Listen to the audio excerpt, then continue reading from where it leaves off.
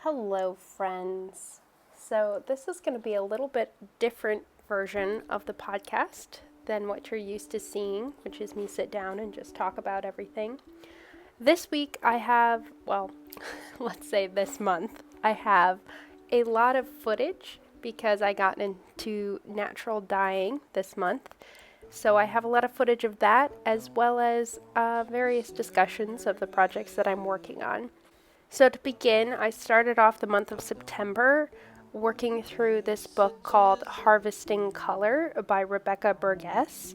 I intended to use this book as a chance to get a better handle on natural dyeing and dyeing in general. It's something I've actually never done before. So it was a really great process to learn. I started out with picking some zinnias fresh from a farm that I work at.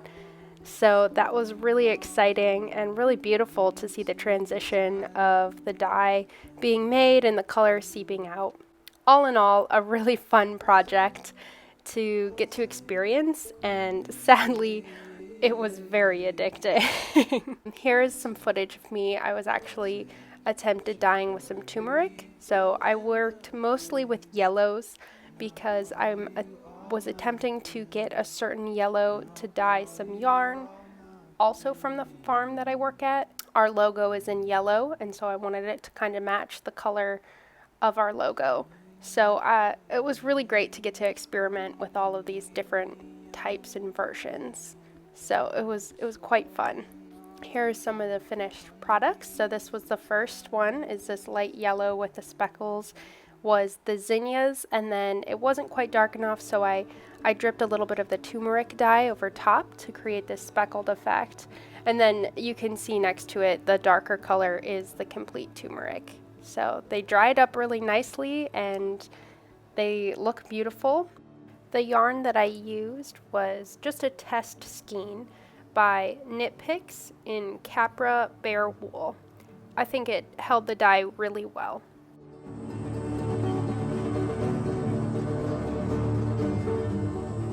So the following week, I decided it was time to actually dye up the Jorgensen farm yarn.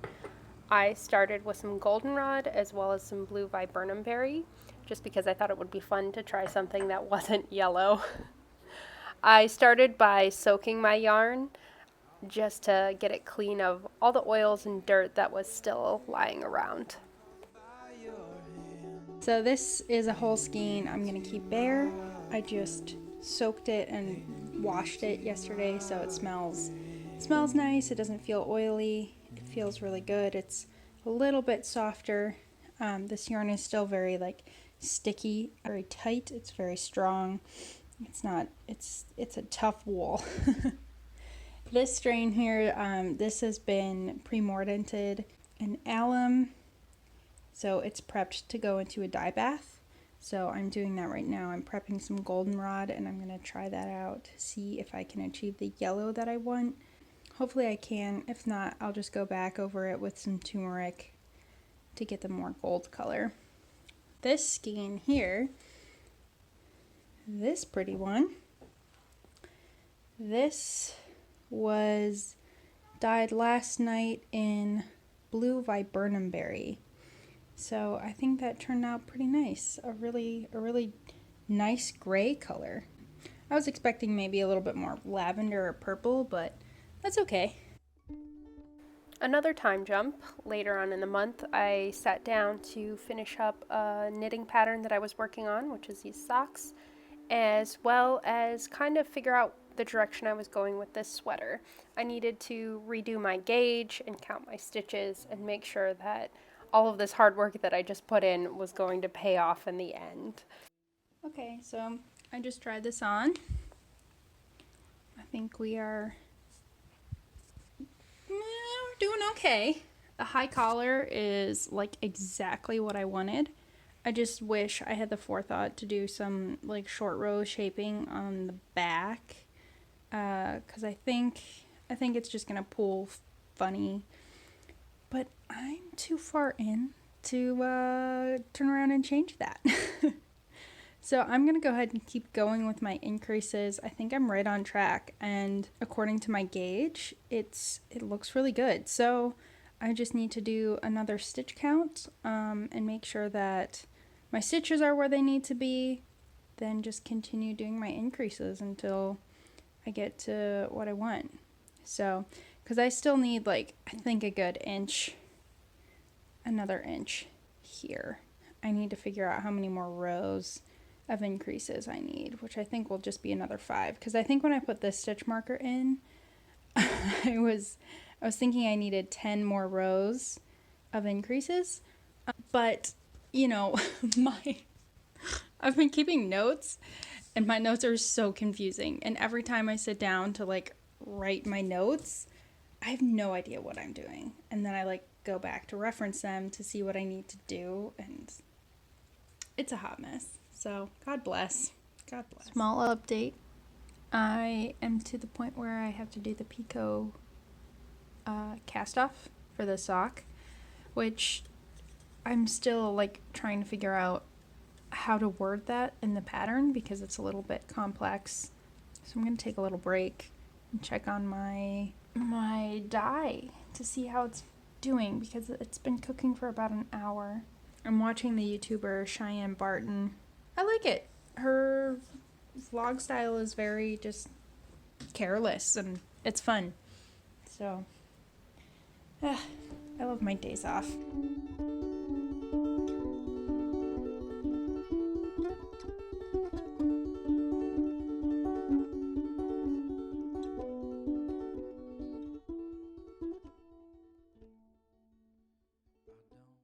A little history on these socks. So this is a pattern that I wrote back in 2013, I believe. It was the first sock pattern I had ever written, and I posted it to Ravelry, and I actually had it for sale for a short period of time before I realized that I was pretty uneducated when it came to writing a knitting pattern. So I ended up just posting it for free. It has done very, very well over the years. I have decided to re-edit the pattern and re-upload it to Ravelry. I reworked the heel with some slip stitches rather than using the lace pattern on the back of the heel, just to help tighten up the sock a bit more. So if you are interested in looking up this pattern or knitting it yourself, you can find it on Ravelry or linked in the description box below. I have pretty crappy lighting in my kitchen, but I'm going to try to show a little bit of the process of dyeing this yarn. Yes, I'm wearing it as a beautiful sash. So what I have to do first is pre-wet this. So it's already went through the mordant bath yesterday. So I did it in alum, so it's prepped.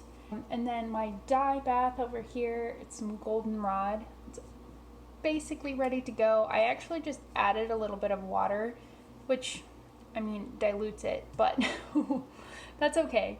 I think it's going to be what I need it to be. So I'm just going to prep this and then strain out the goldenrod and see what happens. This dyeing process is super, super fun because it's just a mystery. You have no idea what you're going to get. Fingers crossed that I get the yellow that I need. It really just needs to be high enough contrast against this bare color of the bare wool. That's all I need. Fingers crossed. Let's go.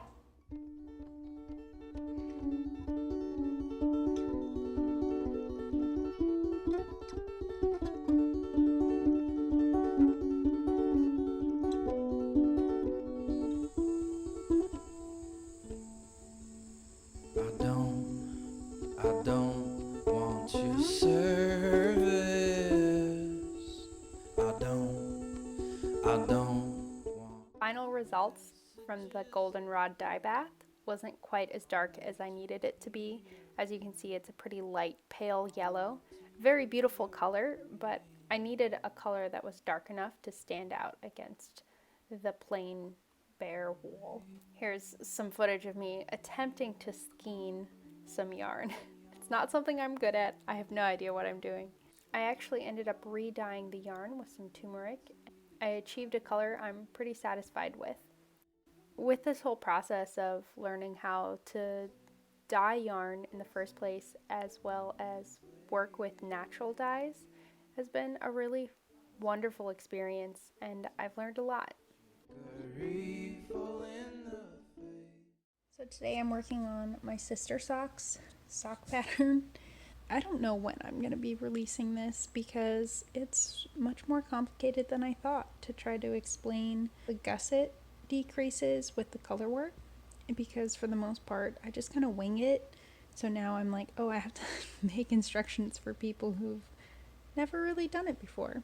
I'm really enjoying this color selection though. So this is actually a Stranger Things colorway. This is Knit Picks. This is Yarn Cafe Creations. So I'm mixing those two together and it's turning out really fun, and it looks a lot like the season 3 Stranger Things colors because they had like a lot of red and a lot of the fireworks. So it's working out really well. It's cute. It's very 4th of July.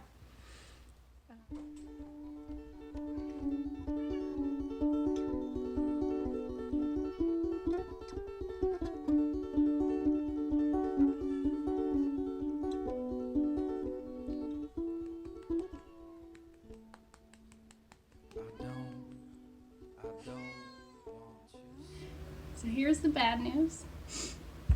I tried to make a dye bath using the bay leaves.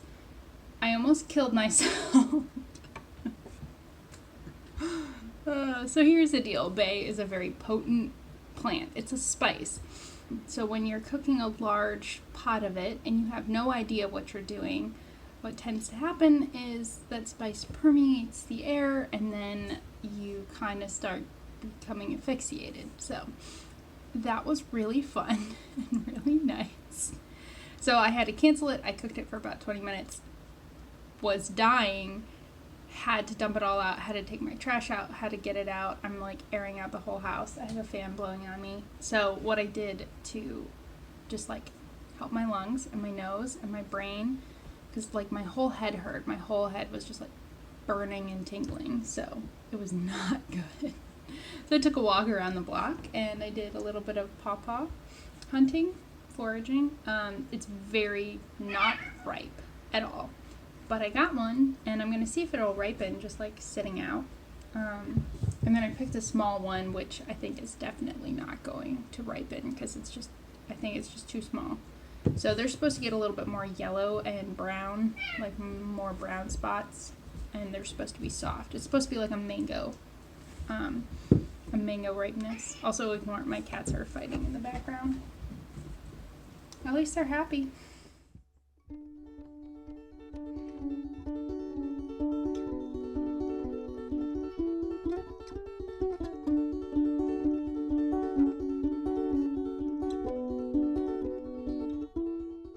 Alright, let's chit chat about sister socks. This is another sock design of mine that I have had just sort of floating around in my back pocket. Started back when my sister asked me for a pair of socks, and I didn't quite have enough sock yarn. I ended up doing a mixture of leftover bits of sock yarn. So I thought that it was time to start writing the pattern for it. I'm hoping to get this pattern tech edited as well as test knit, because as simple as the pattern might come across, since it is color work, there are some complexities to it that I just don't really know how to put into writing. Hopefully all goes well and we'll see this pattern published someday. So today is September 18th. It's almost 6 o'clock. I'm home alone this evening. So where am I at with everything? My plan is to try to edit some of my sock pattern. Since my husband is away, I have this nice big computer set up here. So that's really great.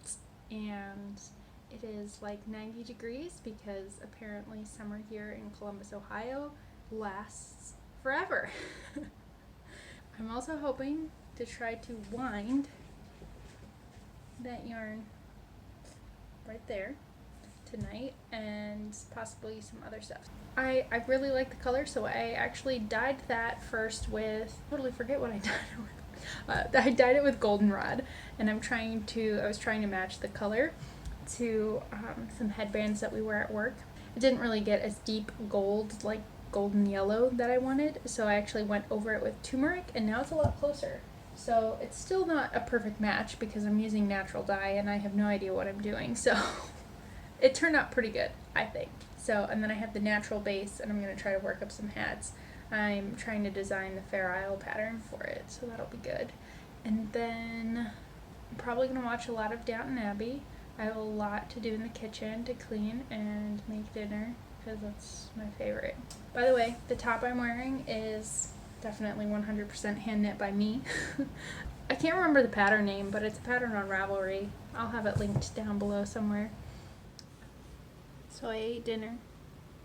I changed. I'm in sweatpants now because I'm one of those crazy people who, like, I don't care if it's 90 degrees out. I want to wear sweatpants to be comfortable. And I'll suffer and I will be hot and sweaty, but that's what they're for sweating. I'm going to set up and start winding some yarn now. Oh, try not to, like, disturb my cat. He's sleeping on the chair. So a little bit about my winding process. I have one of these ball winders from Knit Picks, and I have a limited situation for where I can attach this and for where I can attach the big Swift. It's called a Swift. As to where I can attach that. So I have to use my ironing board, and then I attach my Swift to this bookshelf that you're sitting on right now. So that's the best method that I have, and it works pretty well for me. So gotta love your trusty ironing board. Why aren't you working?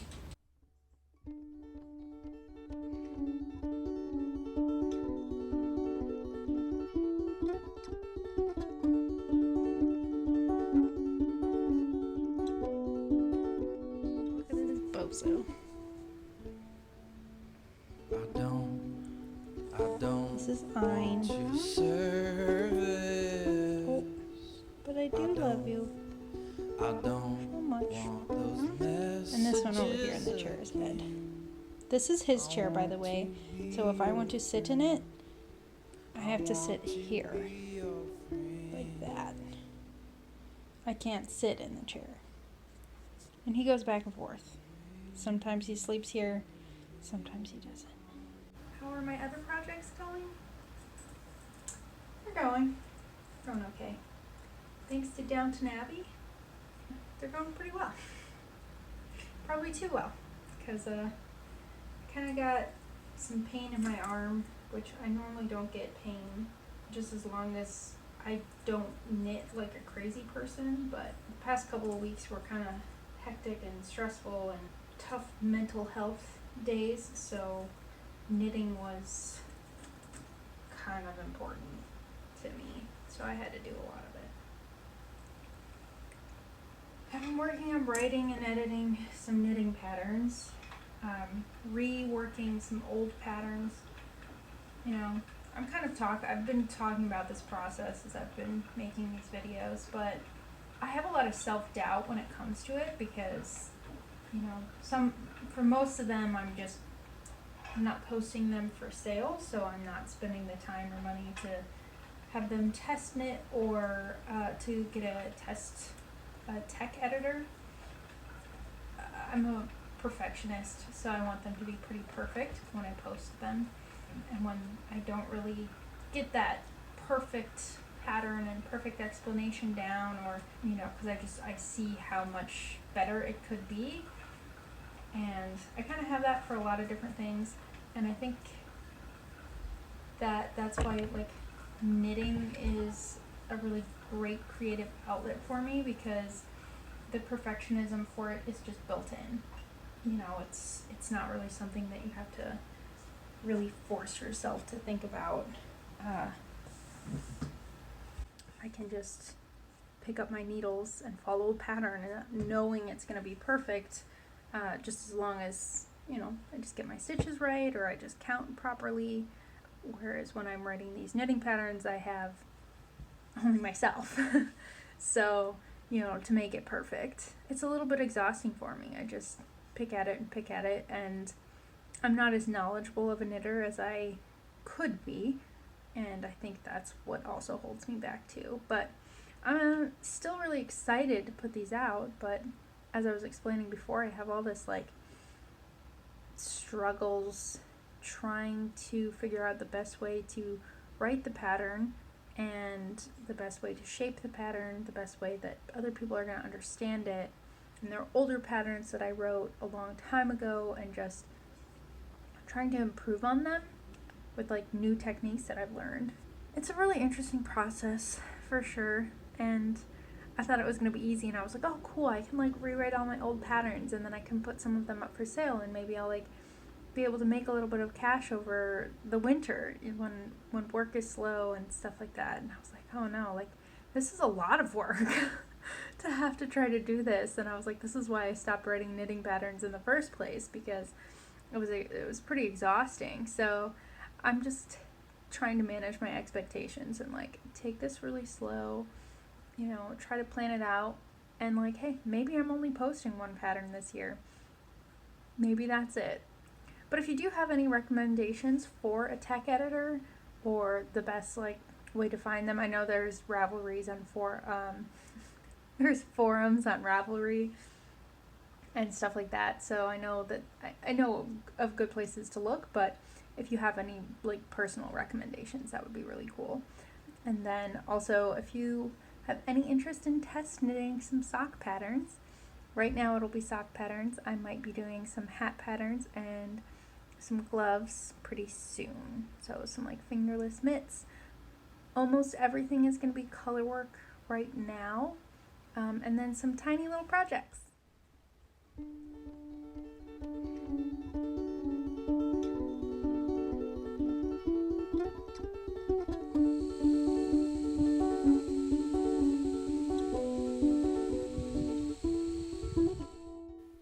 So this is Morginn, the only work in progress that I have right now that is not one of my designs. This is from the Lane magazine. I believe it's issue number 4. It is a big fluffy cardigan. The yarn is Wonder Fluff by Knit Picks. I picked up about 10 skeins of this yarn at a warehouse sale. It's in the colorway Thinly Heather. I purchased this yarn without any pattern in mind.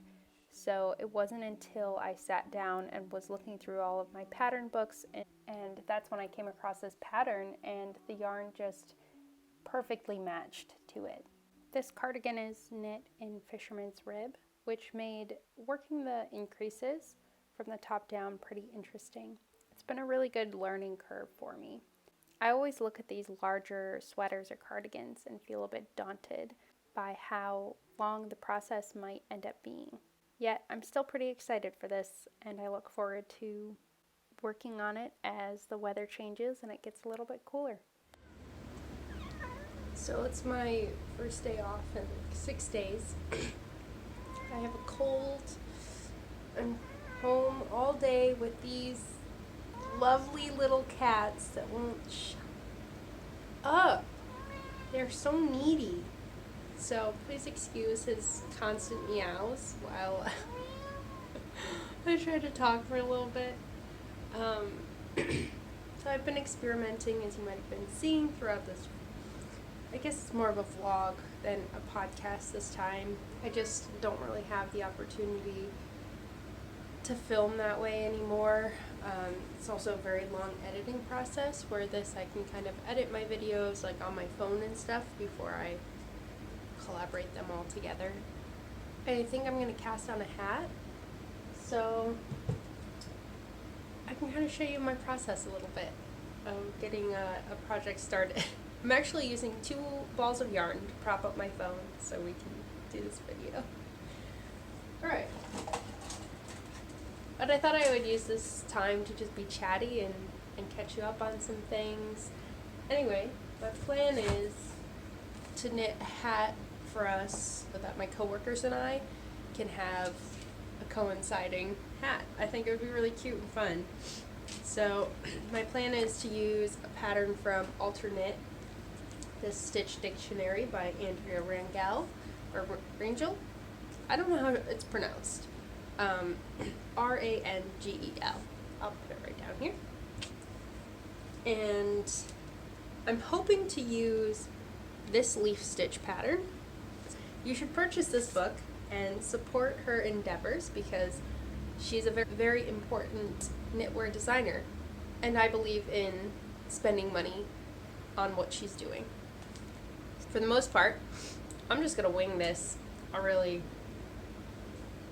don't know. My standard pattern that I've used in previous times is size 3 needles. I used this for my Christmas hat last year. Here they are. I like these ones. They're nice and short. Whatever size these are, like 10 inches or something. I do have these driftwood ones. These are Lickas. And I've knit with them once because I was like, everyone's talking about the Lickas. I gotta get a pair. No one cares. You guys like my needle storage? It's great. Gets the job done. Moving on. So I will cast on using my favorite pair of size 3s, Knit Picks, as usual. Probably my favorite needle to get. I'm not picky about my needles. I have never been picky about my needles. I don't notice a difference in any needle. The only thing I noticed, I just knit a pair of socks, and I didn't change the needle size, I just changed the brand of needle that I was using, and it was different. The size of the sock was different. So it's the only time I ever notice anything. But as far as feel and look, it's all relative. My only issue is when circulars they do not have a nice join here, and I do have a pair that it's there's a little bump and you have to push your stitches over it. That's when it's annoying. When they're outrageously cheap needles and you can tell. Other than that, I don't care. So what I'm going to start with, before I even cast on, because I have a rough idea of how many stitches I need because of the weight of the yarn and how many times I've knit a hat similar to this previously. Alright, so my goal for this was about 140 stitches to cast on. Since it's an 18 stitch repeat, that'll be 144. So it's nice. It's nice and close. I don't have to worry too much. 4, 5. I'm going to do a knitted cast on, essentially. I forget what they're actually called. It's supposed to help you figure out how long of a tail you need in order to cast on all your stitches. I never do it properly. Ooh. This might be big enough that I need to use larger needles. I typically knit my hats with this. So this is Knit Picks Palette. And this is fingering weight. I'd say this is definitely more of a sport weight. The Romley, you can see the difference in size there. It's not going to focus on it, but there is a definite difference of feel. I think I'm going to cast it on and start knitting and see where I feel needs to change. So, I'm going to change it now. That's how I'm feeling about this. Not too excited about that size.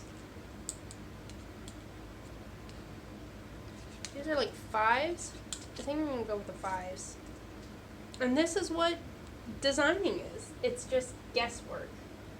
Because no matter how many times I've learned to make sure that I practice, or not, do a gauge swatch.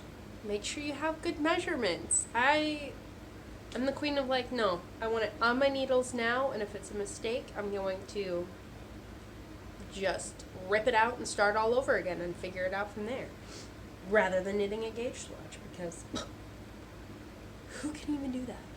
Alright, so, since I have not ever knit with this yarn, it's more sport weight, it's not the same as the other one that I have, it's a little bit more toothy.